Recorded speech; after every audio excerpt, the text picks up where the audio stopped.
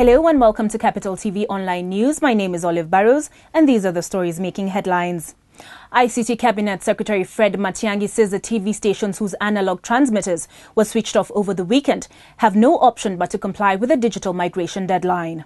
Matiangi has told the Parliamentary Committee on Energy and Communication that the 4 TV stations were well aware of the set deadline but played games until the last minute. Matiangi says the government will stand firm and will not succumb to pressure to alter the digital migration deadline for the benefit of media houses which fail to comply at will. The CS says the switch-off should not be seen as a crisis because it only affects 4 stations out of 17 media stations in Kenya.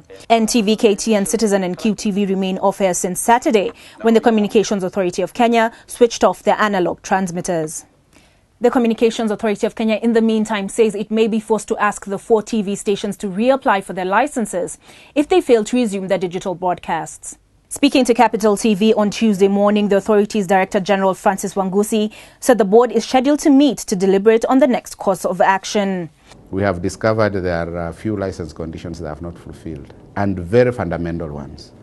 One of them, they have not been able to bring us the CR12, and we have written to them, and the tax compliance certificate, which we have also written to them.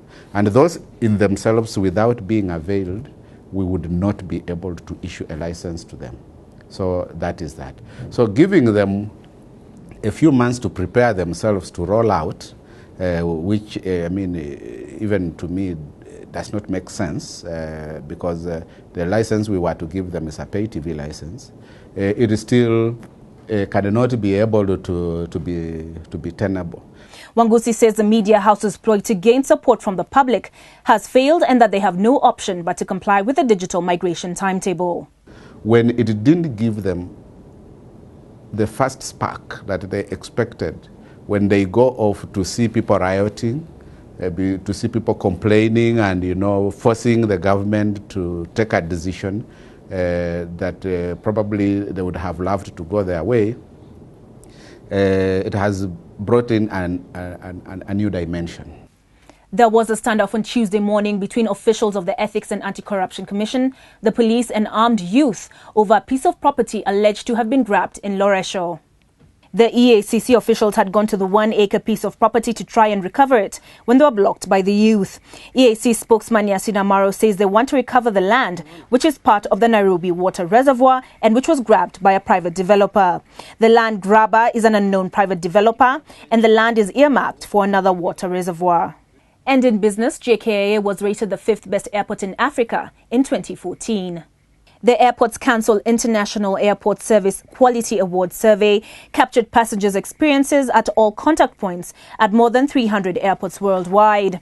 Kenya Airport Authority's Managing Director Lucy Mbogwa says the recognition is timely, coming at a time that the JKIA is undergoing major upgrading. And this is how the shilling is trading.